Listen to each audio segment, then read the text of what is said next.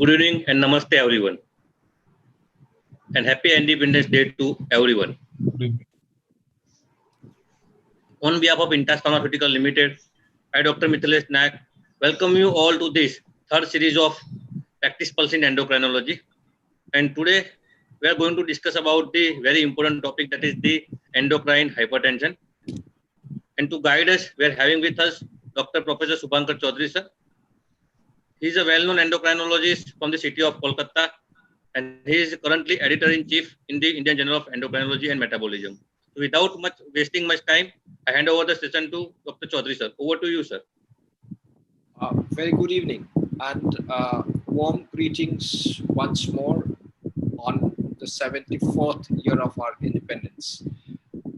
While we all are hoping that 2021, next year, by next year this time, we will have freedom, at least from the significant menace of COVID-19 that we are under right now. But there would still be so many other menaces with us, one of which is hypertension. And we all know that hypertension affects anything between 25 to 30% of the adult population in possibly any country.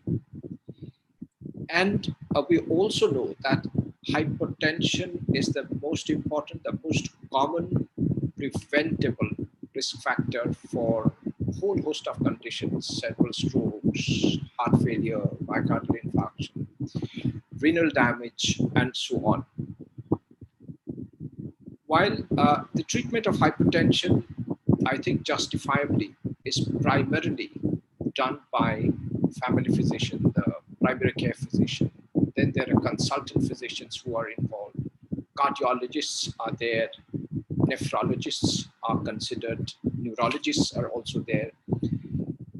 Of course, endocrinologists are not generally thought of as people who would be involved with a lot of hypertension. But of course, we are not only in the field of diabetes, where rather than 25 to 30%, in diabetes, about possibly 60% or even higher number of people do have hypertension. So we are involved in management of hypertension.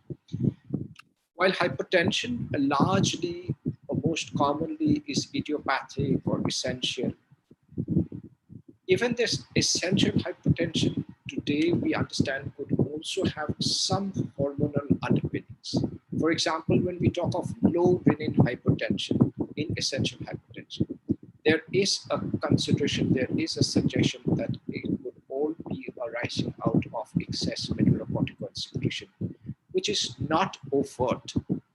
However, we have this evening two of the finest exponents in the field of endocrinology in our country, who will take us through and guide us on the important issue of hormones and hypertension.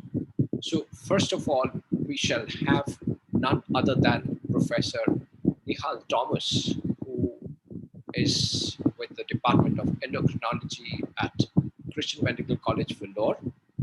He has more than 240 index publications. He has a great interest, not only is he a great clinician, he has also great interest in laboratory and basic science, and has done a whole lot of very important work, which is important not only for our country, even the importance goes out of our country. And his department has been recognized by BMJ and the Royal College of Physicians for excellence in teaching and training. He also happens to be Associate Director of the prestigious CMC Vellore. So over to you, Professor Nihal Thomas, and we shall have a sort of quick look at, I mean, these are vast subjects in their own merit, but a quick look as to when and how should we suspect a primary endocrine basis for hypertension. Over to you, Professor Thomas.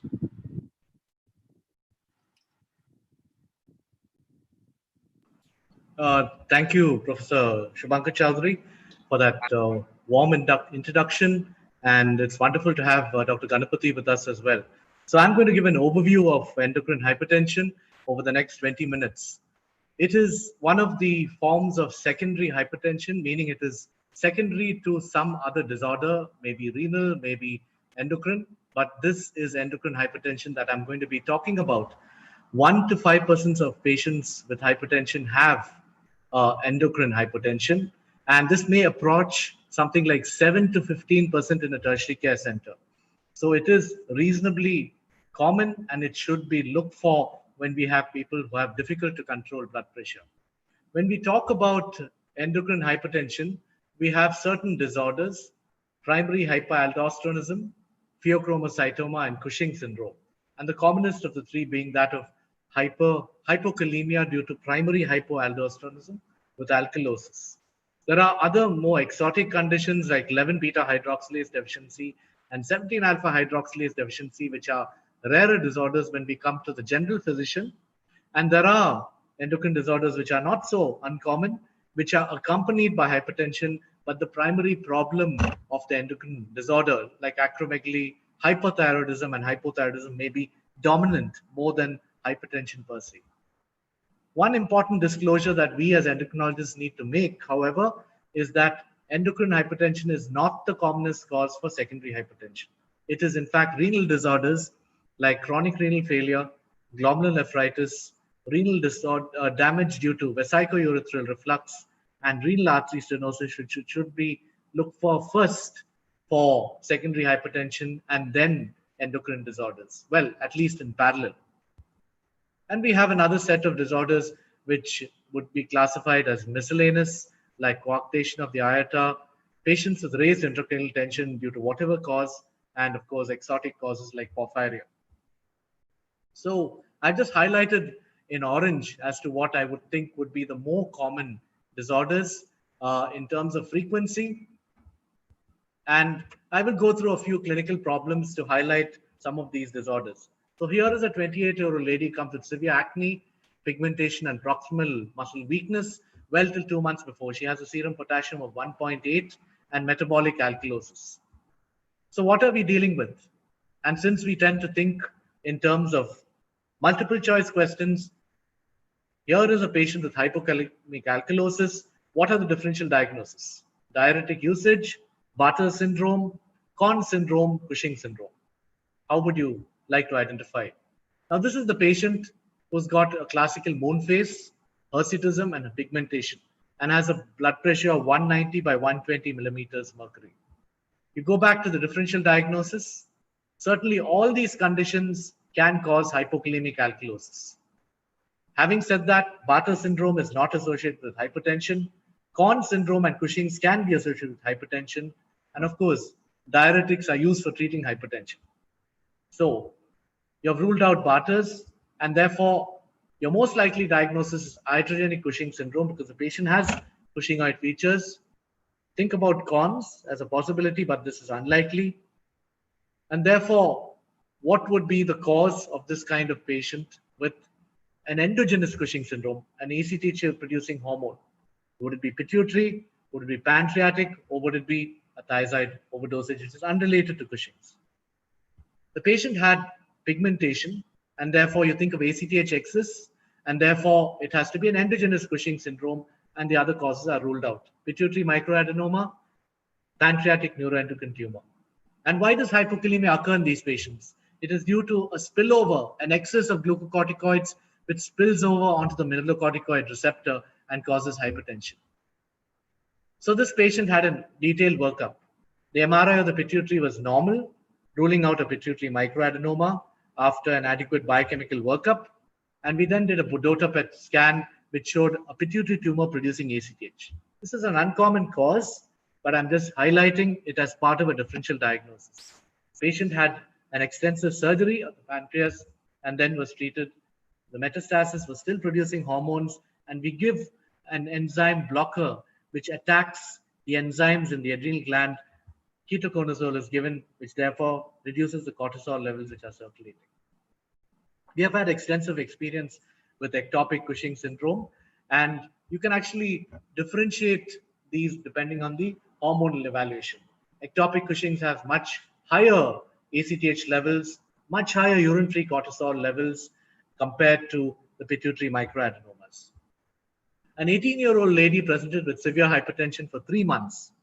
Urine metanephrines were 100 micrograms in 24 hours, and urinary normetanephrines were 5,700, much more than the cutoff of 600 micrograms in 24 hours. And this is, so then we have zoned in on this patient. We have done a biochemical workup, and we find that there's a large tumor on imaging. The optimal test for imaging of the abdomen is a CT scan. We don't need to do an MRI in most situations for secondary hypertension. So we do a CT scan after getting the biochemical localization, and we find that there's a large right-sided tumor over here, which is enhancing on contrast, which means it's very vascular. So this is a pheochromocytoma. The patient also at the same time seems to have vascular lesion in the tail of the pancreas. And therefore, there is some other tumor in the pancreas which is coinciding with the potential pheochromocytoma. So basically, this is what she has.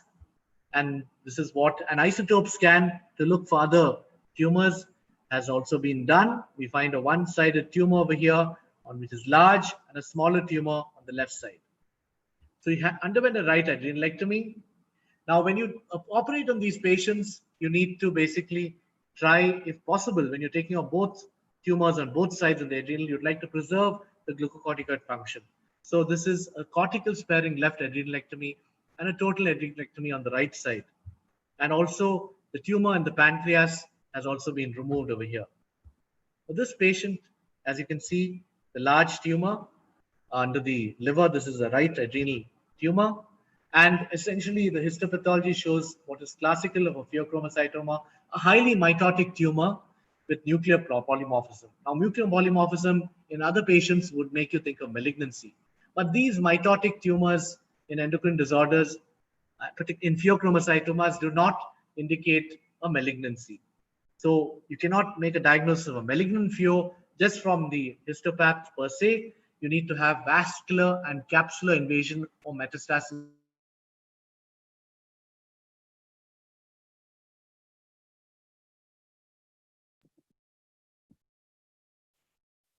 Professor Thomas's voice is trailing. Nihal, we are not able to hear. So this patient had adrenal tumors and pancreatic tumors. And this is what you think about a possibility of von Hippel-Lindau syndrome, which is a condition which has adrenal tumors, with pheochromocytomas, pancreatic lesions, as well as occasionally renal carcinomas.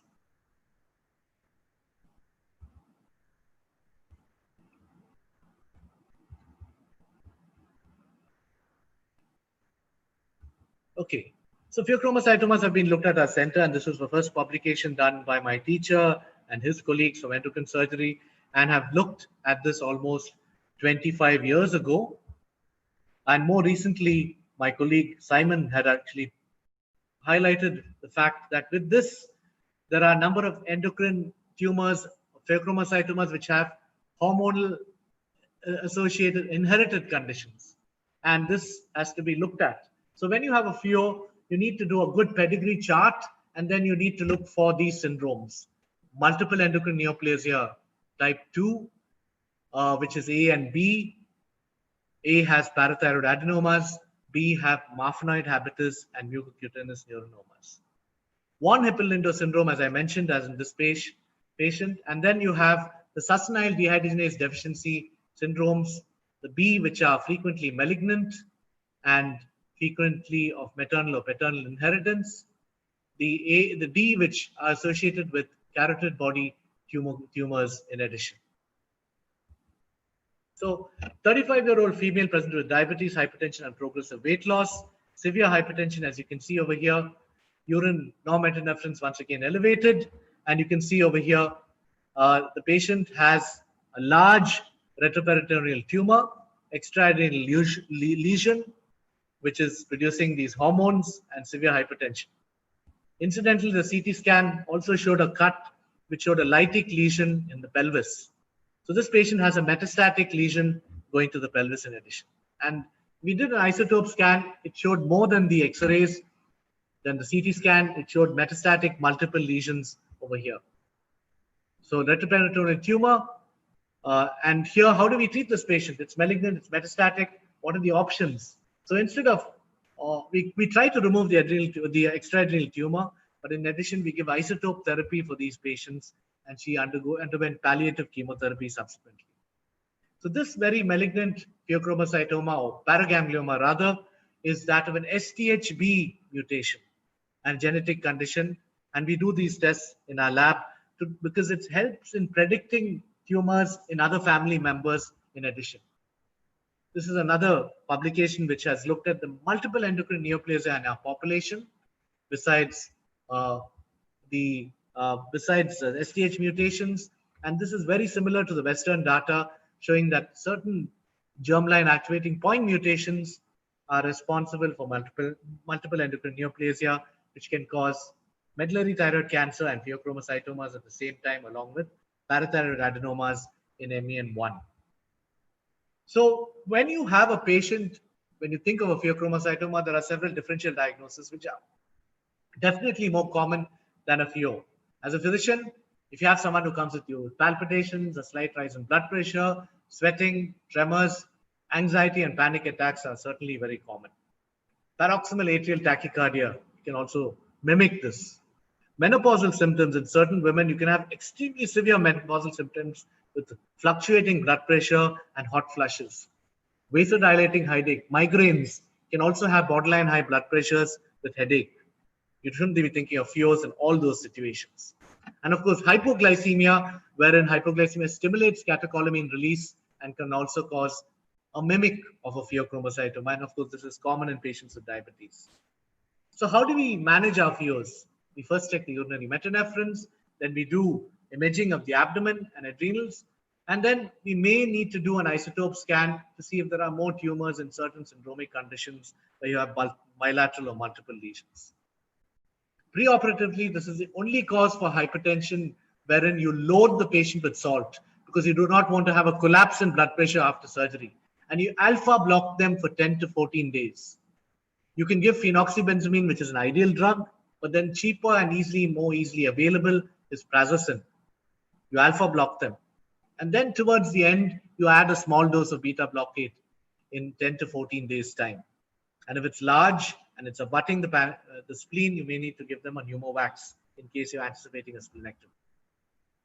Surgery is given under general anesthesia, which uses gases like isoflurane and enflurane. Of course, now these are the common gases used, and they are less catecholamine stimulating at the time of surgery, therefore not provoking rises in blood pressure. Laparoscopic surgery is often required if they are is generally done in most patients with pheos nowadays. Even large tumors about 8 to 10 centimeters are taken off with laparoscopy. But if it's multiple across the peritoneum, you may need to do an open surgery. Here is another patient, a 25-year-old who had a bleed, right hemiparesis, and then she got married, conceived, had a baby born by LSCS, and then she complained of headaches and profuse sweating and worsening of symptoms while using the toilet. Typical micturition syncope. Her blood pressure was elevated mildly, and she had hypertensive changes in the fundus. Ultrasound, abdomen, and renal artery Doppler were normal, and she had elevated norepinephrine levels. And so here, as you can see, the MRI shows this large tumor inside the bladder. It's a bladder paraganglioma. And an MIBG scan done after 7 days, you wait for the washout of the isotope, and still there's an uptake in the bladder, shows a bladder pheochromocytoma. So she underwent a partial cystectomy, and to this day she's normal. She's doing extremely well, and her metanephrines and norepinephrines are normal. And this is the tumor, spindle-shaped tumor inside, which was picked up from inside the bladder. And the chromaffin staining, an isotope, an immunostain for neuroendocrine tumors is strongly positive in this patient. And these are the tools which we use to pick up neuroendocrine tumors by using synaptophysin, chromaffin, which are specific for neuroendocrine tumors. This is our experience with bladder pheos, and by and large, interestingly, the micturition syncope was a less common symptom. Some of these tumors might recur, and you need extensive surgery in these patients. That's in a small proportion, about 10%, in spite of good surgical procedures, maybe due to adherent small bits in the peritoneum, or due to a recurrent tumor, as in a malignancy, which I told you is sometimes difficult to make a diagnosis of. Okay. Now I talked about Conn syndrome or hypoaldosteronism, which is the most common cause of endocrine hypertension. It can be due to a tumor or it can be idiopathic, wherein there is no obvious increase in size of the adrenal glands or tumor. And this can be quite common. If you have a refractory hypertension in clinical practice, always think about doing a renin-aldosterone level if they are hypokalemic. And even if they have a borderline low potassium, you should think of an hypoaldosteronism as a potential cause. They are much more common in the population, and maybe as high as 5 to 10% of the general population may have some degree of hypoaldosteronism when you think about hypertension.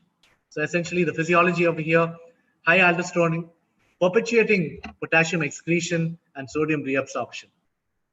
And they don't have much hypernatremia in spite of the aldosterone effect because of what you remember, the aldosterone escape phenomena, because the atrial natriuretic peptide is stimulated and they have a natriuresis. So the sodiums are normal or even just borderline high, but never really hypernatremic.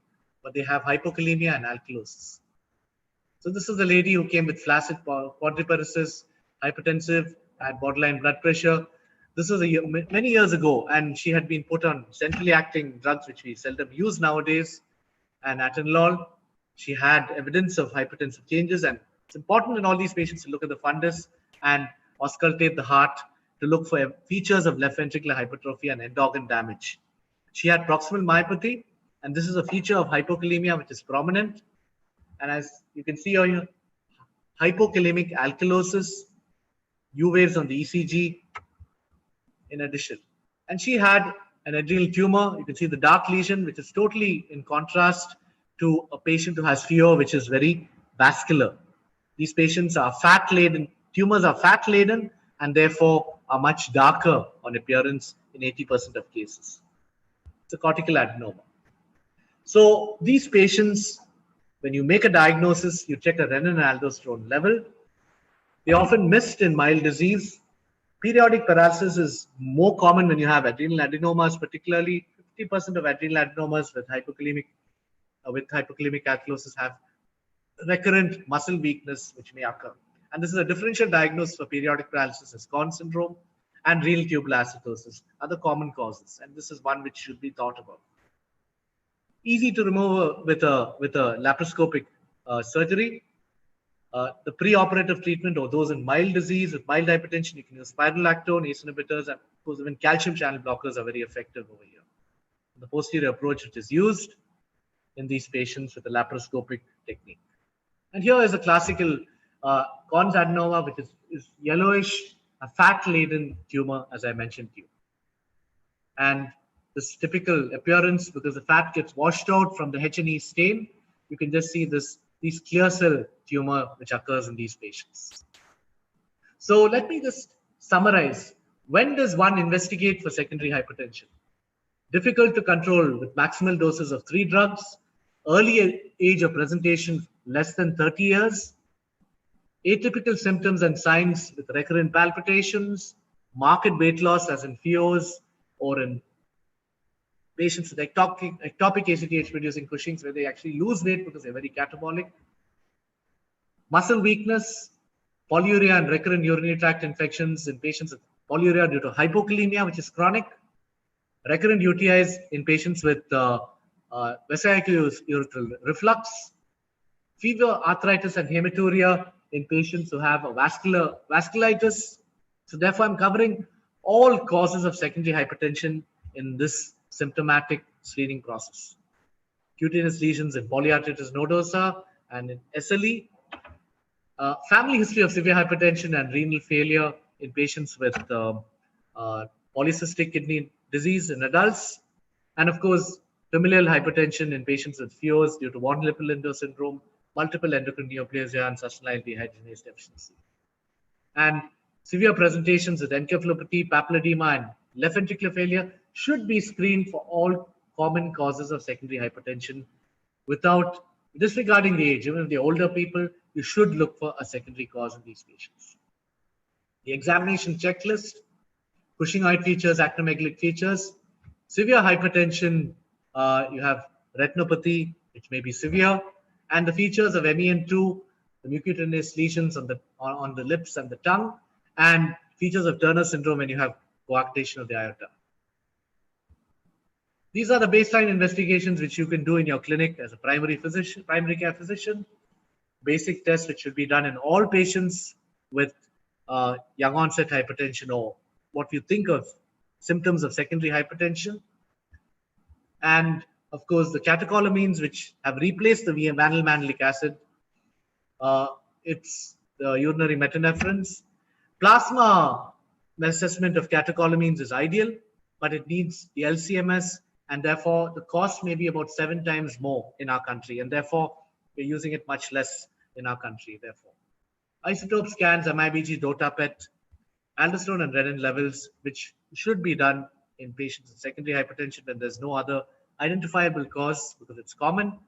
CT abdomen is far more productive and cheaper than an MRI, and DSA, of course, in patients who have other causes like polyarteritis nodosa, etc., and a vasculitic workup. So I'd like to thank a number of my colleagues for the platform that we have built for investigation of secondary hypertension, my endocrine colleagues, surgical endocrinology, and nuclear medicine. In addition, thank you very much for your patient listening. Thank you very much, Professor Thomas, with your vast experience, especially working at CMC Vellore. We have had a glimpse of fairly rare causes as well, and relatively common causes of endocrine causes of hypertension. And you have also very nicely covered when one should suspect an endocrine cause, or for, on a broader perspective, secondary cause for hypertension, and what would be the easy things to do. And of course, eventually one could, of course, refer the patients to an endocrinologist. So what we plan to do in the next part is to have Professor Ganpati Bantwal, who heads the Department of Endocrinology at the St. John's Medical College in Bangalore.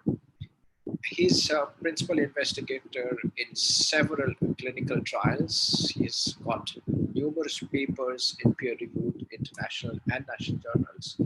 And for us also, it's a very sort of coveted post that he is now the president-elect for the Endocrine Society of India.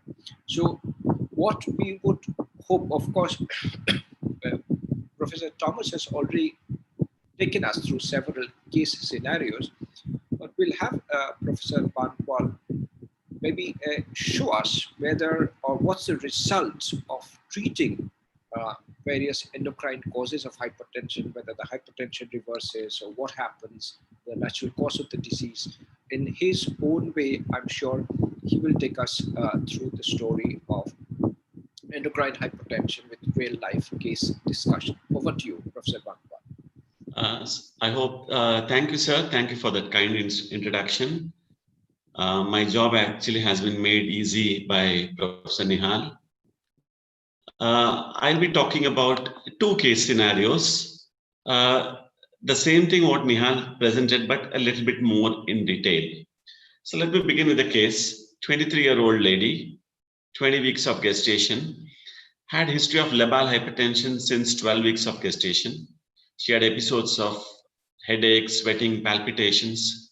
She was on methyl dopa since 12 weeks of gestation. In the previous pregnancy, she had an abortion at 4 months.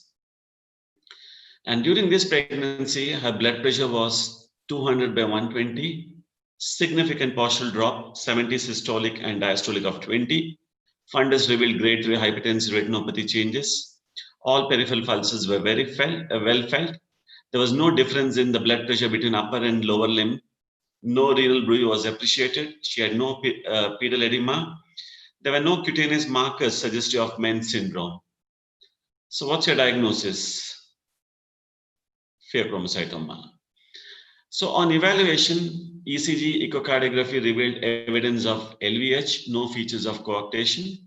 There was no albuminuria, normal liver function test, renal function test, and coagulation profile were normal. Obstetric ultrasound revealed a single live intrauterine fetus of 21 weeks gestation. Abdominal ultrasound revealed a suprarenal mass with internal vascularity measuring 6 into 4 centimeters. The kidneys were normal.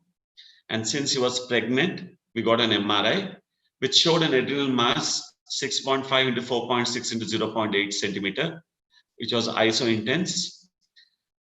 T2 hyperintense in the left suprarenal region. The left adrenal gland was not visualized properly. So the diagnosis was looking like a pheochromocytoma. So we treated her with prazosin and nifedipine followed by labetalol and oral salts of 2 grams twice daily. Her blood pressure reduced with further titration in the doses of the antihypertensive. This patient underwent adrenalectomy at 24 weeks gestation after achieving adequate alpha blockade and optimal BP was achieved. Now, if you see here, labetalol has both alpha and beta blockade, but for practical consideration, you should take it as a beta blocker alone because it has a ratio of 1:7. So predominantly, it has a beta blocking effect. So if you use it first, it actually can produce unopposed alpha blockade, alpha activation, and hence what happens is you may have hypertensive crisis can happen. So hence labetalol, although it has a combination, always think it's acting like a beta blocker. Perioperative intra-op, there was evidence of tumor thrombus into the renal vein, which was resected en masse. She had no hypertensive crisis. So biopsy revealed a pheochromocytoma with vascular invasion with a PAS score of 1/20, which is benign. Anything more than 4 is considered as malignant, suspicious for malignancy, with a Ki-67 index less than 1%. So this is a PAS score, that is pheochromocytoma of the adrenal scale score. So if you have a large nest, we give 2 points. Central or confluent tumor necrosis, 2 points. High cellularity, 2 points. So like that. So then we look into the mitotic figures. If it is more than 3 per high power field, we give 2 points. Atypical, 2 points. Capsular vascular invasion, 1 point. Extension adipose tissue. So totally you have 20 points. And if the score is more than 4, suspicious for malignancy. In the post-op period, there was persistent hypertension requiring antihypertensive, but then her BP was well controlled with alpha the calcium channel blockers, alpha and beta blockers. Her fetal heart rate was normal throughout the post-operative period. So now coming to what changes happens during pregnancy. Normally in pregnancy, there is a fall in the blood pressure towards the end of the first trimester, reaching a nadir between 22 to 24 weeks. We say hypertension during pregnancy when the systolic is more than 140 and the diastolic more than 90. And hypertension complicates pregnancy in approximately 15% of pregnancies. So this hypertension is a leading cause of maternal and perinatal mortality and morbidity. There is increased vascular distensibility, reduced peripheral vascular resistance accompanied by the physiological changes including sodium retention, increased extracellular fluid, and upregulation of the RAS. Pheochromocytomas in pregnancy, approximately 100 cases have been reported. The clinical presentation is very similar to acute toxemia of pregnancy, but the differentiating features include absence of proteinuria and edema, presence of partial hypertension, labile or paroxysmal hypertension, or hypertension occurring in the first trimester. What do catecholamines do during pregnancy? In healthy pregnant women, plasma and urinary catecholamines levels are not or only slightly increased. Even in preeclampsia, plasma catecholamines are only slightly elevated because the catecholamines hardly cross the placental barrier. And in patients with PHEO, the umbilical cord contains less than 10% of the maternal concentration, catecholamine concentration. Noradrenaline transporters are expressed in the placental cells, which enable the intracellular uptake of catecholamines. And placental cells also contain catecholamine metabolizing enzymes like monoamine oxidase and catechol-O-methyl transferase, serving as a protective barrier for the fetus against excessive catecholamine exposure.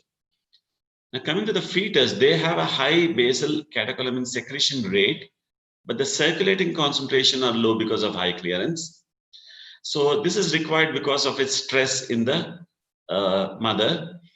Few in pregnancy, even transient increase in the maternal levels of catecholamines have a deleterious effect on the uteroplacental circulation. So which can lead to extreme vasoconstricting, leading to intrauterine hypoxia and placental abrasion, which can have a serious risk to the fetus. So how do you diagnose during pregnancy? So our patient was on methyl-dopa, so you had to stop this drug at least for 2 weeks. And then the same thing, 24-hour urine metanephrines or non-metanephrines you can do. Best investigation for localization of tumor in pregnancy is MRI. How do you manage during pregnancy? First alpha blockade followed by beta blockade. The alpha blockade of choice is phenoxybenzamine, but then as Dr. Nihal told, it's more expensive. You could use prazosin. Hypertensive crisis sometimes can happen if you don't control it, leading in fetal demise due to uteroplacental insufficiency. And if you have a hypertensive crisis, you have to manage with IV phentolamine or sodium nitroprusside. So what are the targets?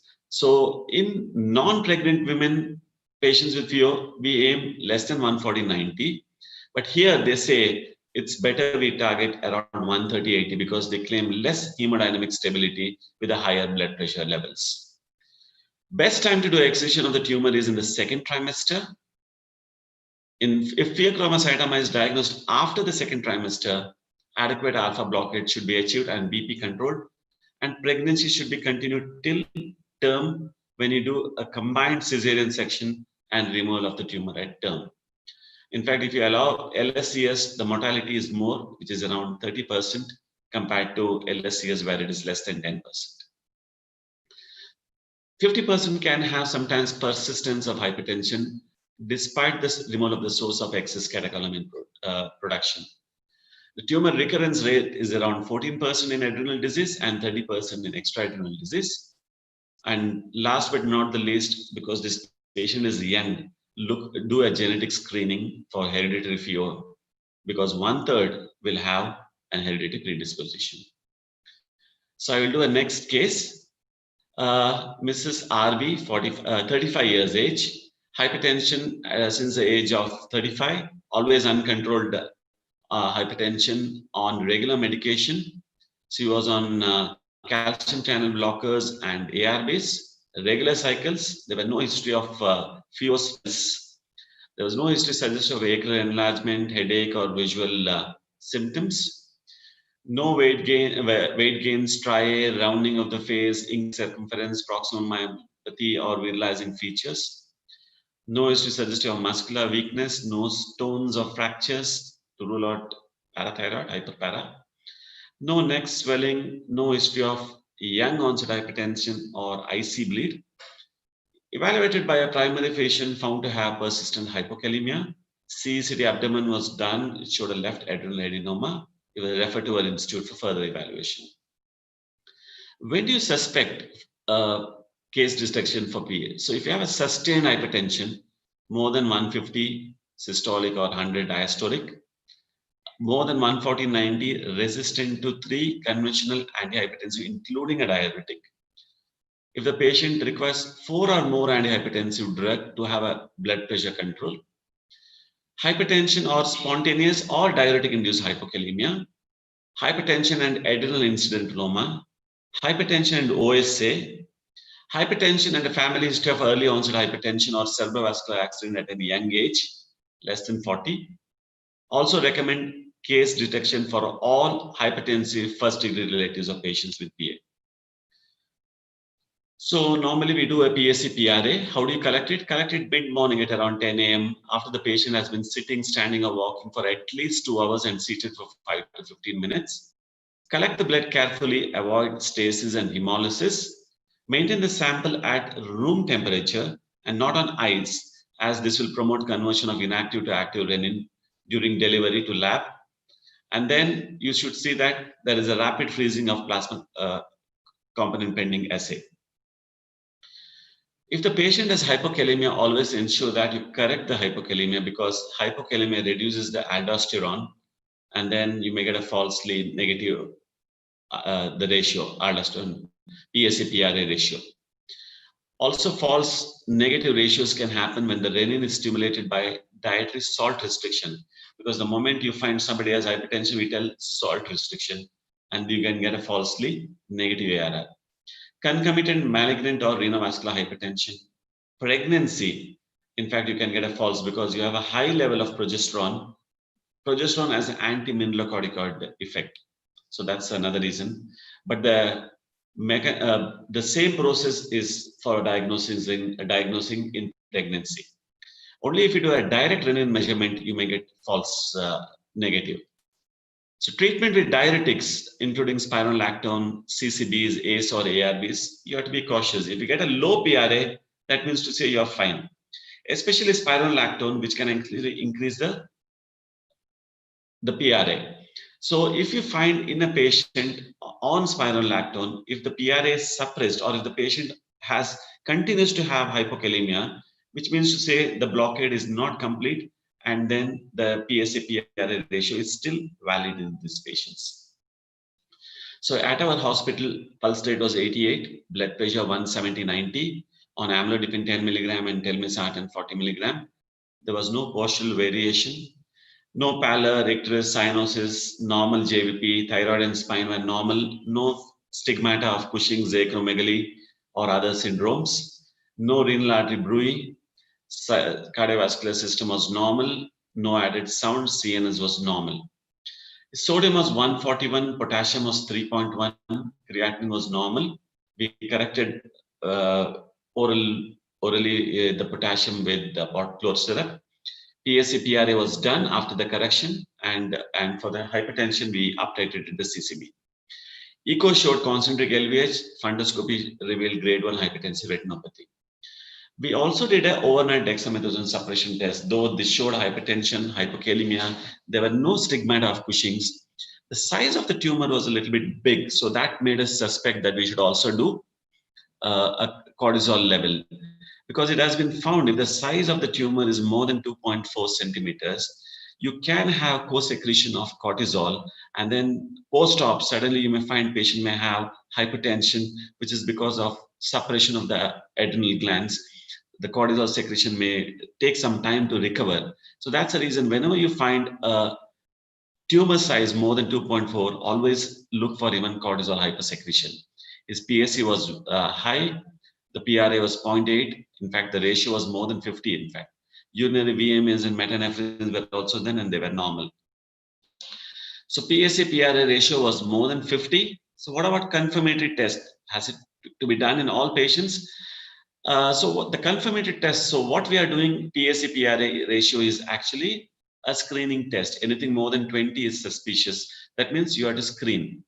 For confirmation, you require to do actually a oral sodium loading test. So they require to increase their sodium intake to more than 200 millimoles for 3 days. So verified by a 24-hour urine sodium content, which should be more than 200 millimoles for 24 hours. So patients should also receive adequate release of potassium chloride supplementations so that the potassium is maintained normal. And then the urinary aldosterone is measured in the 24-hour urine collection from morning of day 3 to morning of day 4. So aldosteronism is unlikely if the aldosterone levels, urine aldosterone levels are less than 10 microgram per 24 hours in the absence of renal disease. And if you have level more than 12, it is suspicious or it is highly likely. So you can also do a saline infusion test, 0.9% saline IV over 4 hours, 2 liters are given, starting at 8 to 9:30 a.m. So measure the blood samples for renin, aldosterone, cortisol, and plasma potassium. At time 0 and after 4 hours, BP and heart rate monitored throughout the test.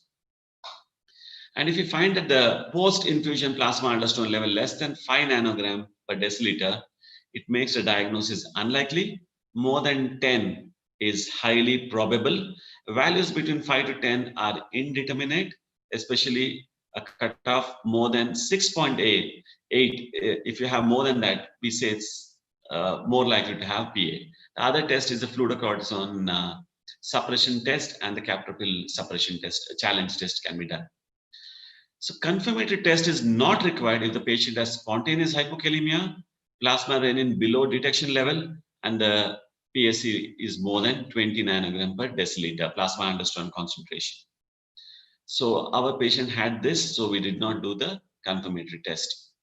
Next, we have to do what is known as a subtype testing. So you have to do an adrenal dedicated abdominal CT, one to exclude large masses. Maybe we could be having adrenocortical carcinoma. And it also guides the therapeutic approach by distinguishing between aldosterone producing adenoma or a primary adrenal hyperplasia from glucocorticoid remediable hyperaldosteronism or idiopathic hyperplasia. So when a solitary hyperdense unilateral macroadenoma more than 1 and less than 2 centimeters and normal contralateral adrenal morphology are seen on CT in a young patient less than 35 with severe PA, primary aldosteronism, unilateral laparoscopic adrenalectomy is a reasonable treatment. If you have IHA or GRA, it should be treated medically. If the patient has aldosterone producing adenoma, he says, no, I don't want surgery, I want to treat medically. Yes, you could treat the patient medically, but ensure that you give an aldosterone receptor blocker, that is spironolactone. And if is a male, if he has side effects of that, you could actually give him eplerenone, which does not have the anti-androgenic side effects. So you may get the blood pressure controlled with other antihypertensives like say CCBs, etc. But then you have to give an aldosterone blockade is necessary to reduce the morbidity and the mortality associated with the excess aldosterone level.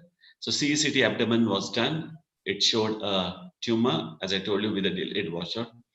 24 into 18 millimeter left adrenal lesion, hypertense. The baseline HU was 10 to 15. So the final diagnosis was left adrenal adenoma, primary aldosterone syndrome. Pre-op, both hypertension and hypokalemia should be well controlled before the patients undergo surgery. And if you don't control it, it's better to delay the surgery. You could probably add an mineralocorticoid receptor antagonist like spironolactone. So what did we do? Started on ARBs, added spironolactone 25 milligram, continued on amlodipine 10 milligram twice daily, BP stabilized, potassium was normalized. Underwent left adrenalectomy with coverage of hydrocortisone in view of anticipated contralateral adrenal suppression. Post-op day 1, BP was 127, potassium improved to 3.1. In fact, he was off all antihypertensive, required antihypertensives till post-operative day 3. After that, he required BP was well controlled with 5 milligram amlodipine and potassium was normalized, discharge on 5 milligram amlodipine. After 2 weeks was off the drug, blood pressure normalized and potassium was also normal. So his HPE showed a dark, nodular dark brown tissue, 1.82 into 0.8, 11 gram. Cut sections discussed showed circumscribed yellow lesion. Dr. Nihal had highlighted that. Microscopy showed circumscribed neoplasm, cells with clear to foamy cytoplasm surrounded by thin walled sinusoids. Mild nuclear neoplasm seen, no significant mitosis or necrosis. Post-op, what do? Measure plasma aldosterone and renin activity level shortly after surgery as an indication of early indication of biochemical response. Withdraw potassium supplementation on post-op day 1. Discontinue spironolactone. Reduce antihypertensive therapy appropriate. Post-op IV fluid, give them normal saline without potassium chloride supplementation unless potassium is less than 3. Check potassium once weekly every 4 weeks.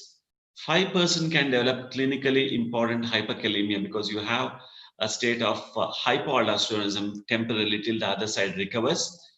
Encourage generous sodium intake to reduce the hyperkalemia. If the serum potassium rises more than 5.2, you could treat temporarily with fluorocortisone. Monitor potassium weekly. Cut fluorocortisone to half if the potassium is less than 4.5. And the typical duration is around 2 weeks. Some may take a longer time. BP typically normalizes or shows maximum improvement in 1 to 6 months after unilateral adrenalectomy, but can continue to fall for up to 1 year in some patients. Some perform post-operative fluorocortisone suppression tests performed at 3 months and after surgery to assess whether the PA has been cured from biochemical perspective. Sometimes patient can have persistent hypertension, probably because of coexistent primary hypertension. and older age or long duration of hypertension. Factors associated with hypertension resolution include having one or no first-degree relatives with hypertension and pre-op use of 2 or lesser antihypertensive drugs, higher PSA-PRA ratio pre-op, higher urinary aldosterone secretion, or positive pre-op response to spironolactone. So this is how the treatment of primary hyperaldosteronism is. If you have aldosterone producing adenoma or primary adrenal hyperplasia, laparoscopic adrenalectomy is treatment of choice. If the patient refuses, you can give a mineralocorticoid receptor antagonist, which could be non-selective like spironolactone or selective like eplerenone. If the patient has idiopathic hyperplasia, you could treat with a mineralocorticoid receptor antagonist. If the patient has severe primary aldosterone markedly asymmetric on AVS, you could consider unilateral surgical debulking. The correct dose of spironolactone or eplerenone is whatever it takes for a high normal serum potassium without the aid of potassium supplementation. And for control of blood pressure, you could add other drugs like CCBs, ACRBs, or a diuretic. When you do genetic testing, if you have an onset of PA less than 20 years of age, and in those with a family history of PA or strokes at a young age, do a genetic testing for familial hyperaldosteronism type 1 GRA, or you can do for type 2 and type 3 also, especially for the KCNJ5 mutations. Coming back to our case, we followed the patient up after 6 months. Blood pressure was 124/80. The patient was off all antihypertension. Thank you for patient hearing. Thank you, Professor Ganpati Banpal, for an excellent presentation taking us through 2 important cases. We have a few questions already. So first of all, can we have Dr. Nihal Thomas? This is Dr. Siddhant. His question, which you have just alluded to, is what would you prefer, plasma versus urinary metanephrines? Yeah, thank you for that question, Dr. Siddhanta. In fact, it is very relevant. In terms of sensitivity and specificity, you may have an advantage of about 10 to 15% if you're using plasma versus urinary metanephrines. So it definitely would be more accurate to use plasma metanephrines. The specificity may in fact go down when you're using urinary metanephrines, which is what we are using at this point of time. Having said that, the cost of plasma metanephrines goes up significantly because you're going to use a LCMS. And setting up an LCMS for any test needs the number of tests to be done in bulk, in large volume. It needs special expertise, and it is significantly more costly. So as I mentioned, we were planning to do it in our own lab in biochemistry in CMC Velo, but found that the actual cost would go up by around 6 to 7 times. So eventually, I think it will come into being, but give it more time, and it would be there. Another question, maybe Dr. Nihal Thomas still, Dr. Ozar. So his question is not related specifically to endocrinologists, but overall, it's very important. Would you rely on the accuracy of the digital blood pressure instruments? Yeah, so digital blood pressure measurements for monitoring of blood pressure, particularly if you want to do it on a routine basis for monitoring these patients at home, are useful, particularly for patient care. And I think as we use glucometers for measuring glucose levels in patients who have diabetes, these devices are useful for home monitoring. They set about a certain standard in terms of patient care. It gives patients responsibility about their own disorder that they have, and they can keep an eye. So in terms of primary care and secondary care of control of blood pressure, these play a very important role. Having said that, these machines need to be checked periodically. I would recommend that at least once in 2 months that these machines are checked and standardized against a gold standard with a device in a hospital to ensure that there's accuracy when utilizing these devices. So certainly they do have a role. And I also feel that it's very important to stick to the proper guideline, proper usage, where exactly the what do you call it, the manometer should be placed medially, laterally. That should be specifically demonstrated to the patient. And even in my own use, I have seen the blood pressure values can fluctuate significantly between two measurements if the exact method is not followed. So that's important. But increasingly, I think people are encouraging more and more home monitored blood pressure readings and relying more upon that.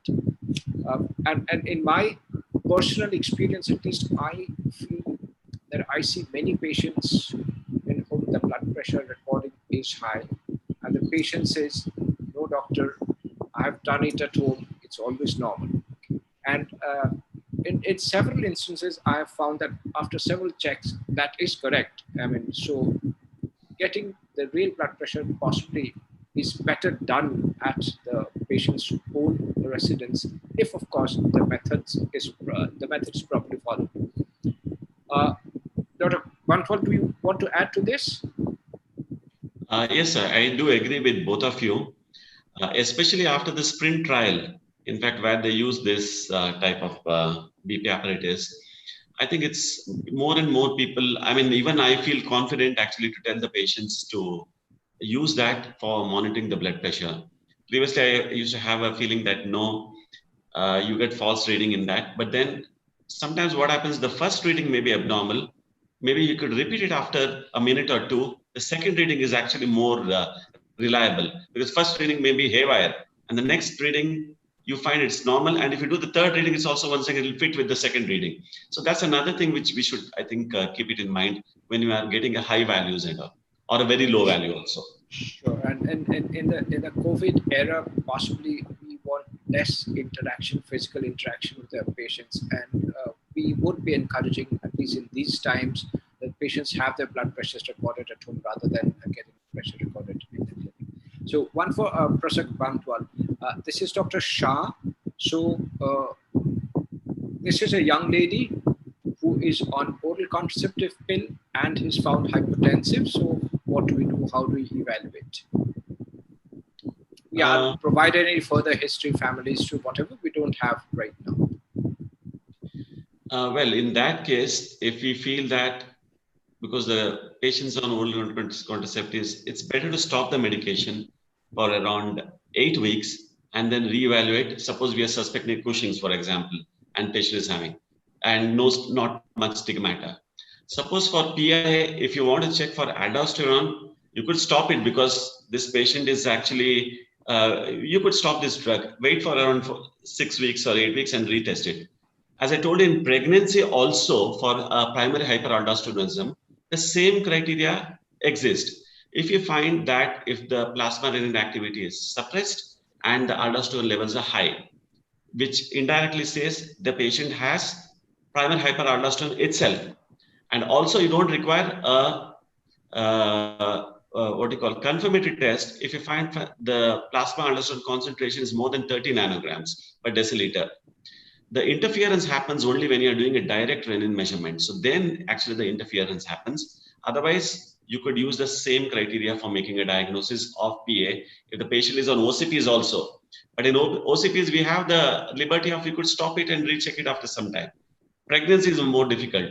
And a little bit about pregnancy is, we say progesterone has anti-mineralocorticoid activity, and we are saying we are diagnosing PA during pregnancy. That's because some of them could have mutations in the H receptor, and that can stimulate this production.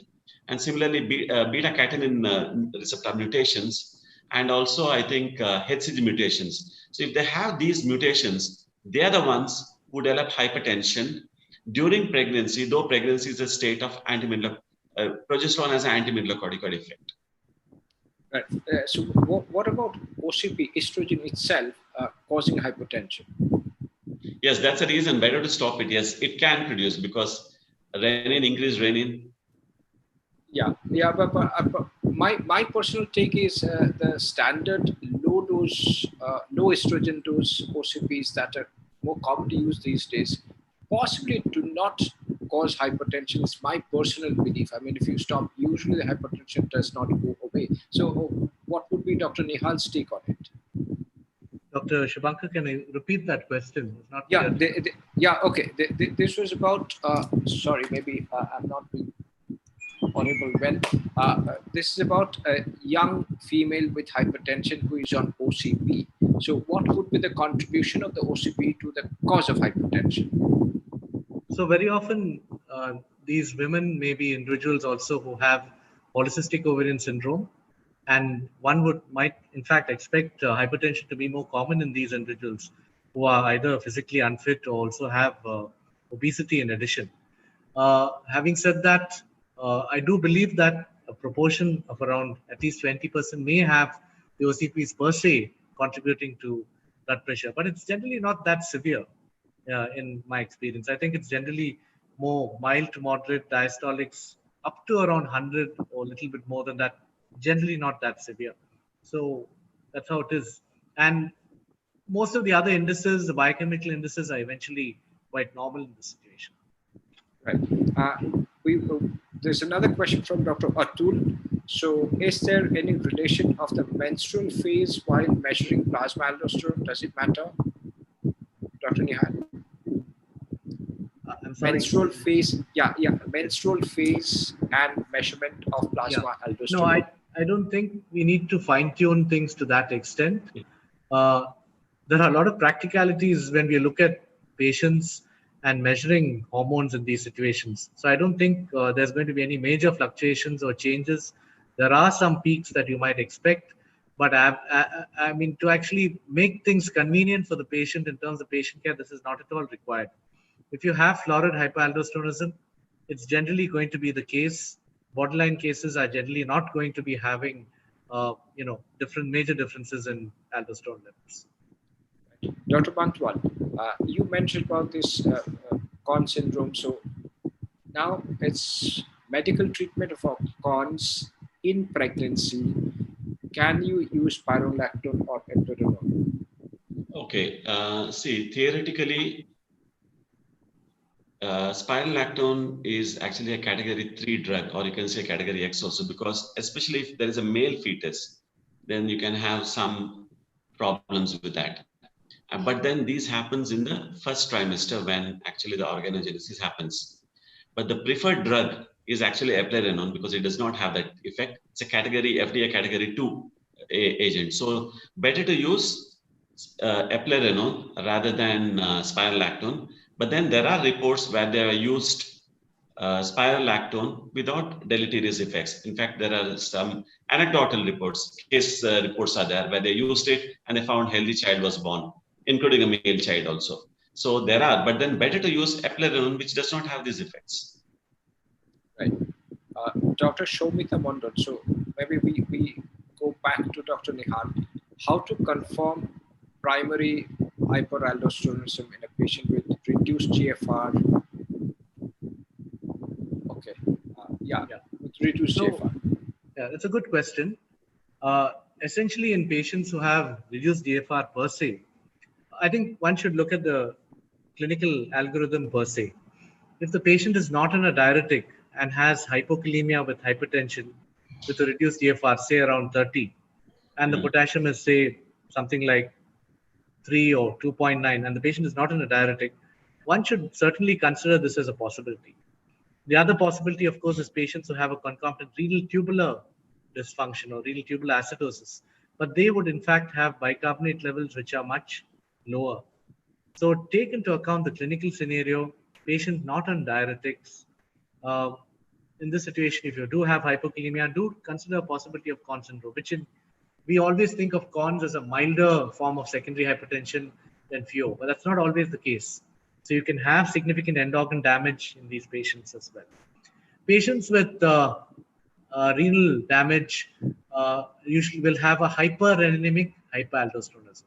So renin will not be suppressed. So when you have hyperaldosteronism in the presence of mild renal failure, with a suppressed renin level, you should certainly think about hyperaldosteronism per se as the cause of hypertension. So there's no overlap. If you have a dominant tumor or even idiopathic hyperaldosteronism, you have elevated aldosterone and suppressed renin. So the two kind of don't go together, and it's actually not too difficult to discern between a reduced GFR patient who has no hyperaldosteronism in that situation. For Dr. Bantwal, and maybe this will be the last question for this evening. This is about interpretation of urinary metanephrine levels. Now, again, in a person who has got renal impairment may be secondary to the hypertension being not properly treated for long. So how do you interpret those values? Well, at the time, actually, it is sometimes very difficult to interpret. I think plasma metanephrines could be, if you get a clear-cut four-fold elevation, yes, we are sure that we are dealing with this. Otherwise, in these type of conditions, if the patient is having symptoms, the paroxysmal spells and all, and when there is a difficulty, I think the imaging trumps biochemical diagnosis. So when, suppose the patient is in ICU, once again, the catecholamine levels itself may be a little bit high because of the stress of that. So these are some indications where imaging trumps biochemical diagnosis. So I think whenever you get a symptom, it is said that a rule of thumb is the size of the tumor is approximately 4 to 4.5 centimeters, and we can pick it up easily. If you find only borderline elevation 1.5 times, you don't have it, and you don't get it in the imaging also. So that's a usual rule of thumb. I think Nihal could answer more on that. Ganapati, you'd like me to comment?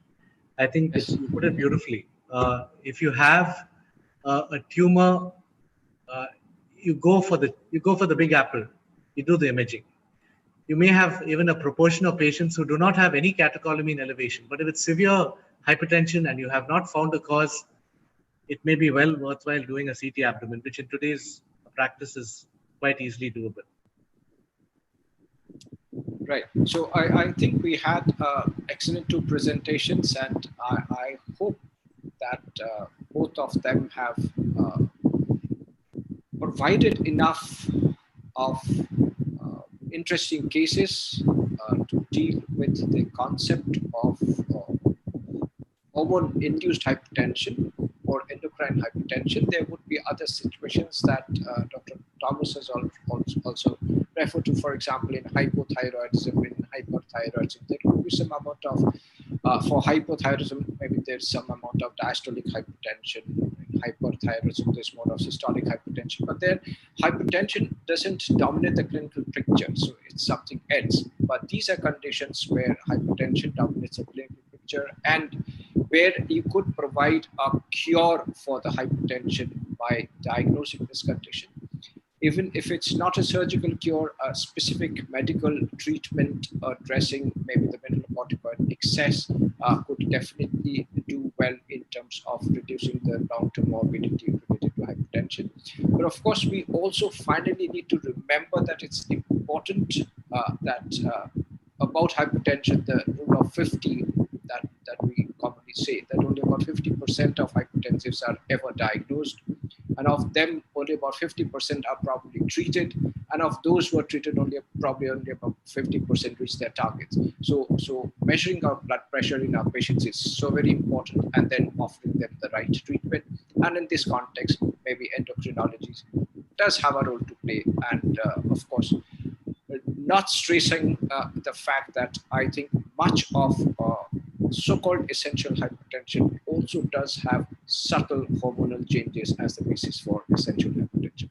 So very sincere thanks once again to Professor Nihal Thomas and Professor Ganapati Bantwal for making us wiser, and to all of our audience who tuned in, and I'm told more than 1,000 of you actually tuned in on this 15th of August evening, and I hope it has been of some use to you. It's back to the organizers, and thanks to Intus for providing us this platform. Thank you, sir. Thank you. I, on behalf of Intas Pharmaceuticals Limited, today would like to offer a vote of thanks. Uh, I would first of all like to, offer greetings for Independence Day today. Uh, Today, first of all, I would like to thank all the delegates who tuned in today and joined today for this academic feast delivered by the eminent faculties. I must thank Professor Shubhankar Chaudhary for guiding us in this program and help us organizing this practice pulse in endocrinology. I would like to thank Professor Nihal Thomas and Professor Ganpati Bantwal for agreeing to be part of Practice Pulse in Endocrinology and delivering their mastery lectures today. As you know, Practice Pulse in Endocrinology is a monthly program which focuses upon endocrinology for physicians. And this program is being organized on third Saturday of every month by TGLIP team. And please do join us for our next program on 19th of September. And till then, we say goodbye to you. And soon we will be providing you the details of the topics which we will be having for the next program. So thank you very much once again to one and all. And kindly support us for TGLIP and TGLIP-M. So thank you very much once again. Thank you, sirs, and we are really grateful for your lectures today. So thank you. Thank you. Very Thank you. good night. Goodbye. Stay safe. Thank you, sir. Good night. Good night. Good night. Good night.